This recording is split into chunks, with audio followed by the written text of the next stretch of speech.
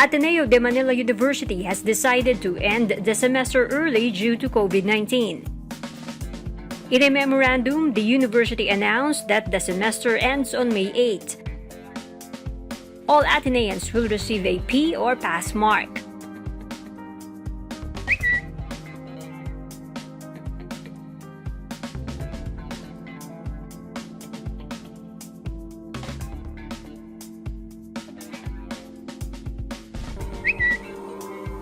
Ateneo's Vice President for Loyola Schools explains,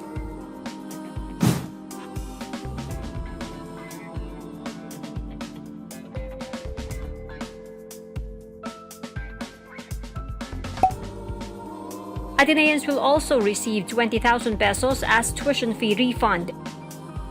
They will also be given 60% of their laboratory fees.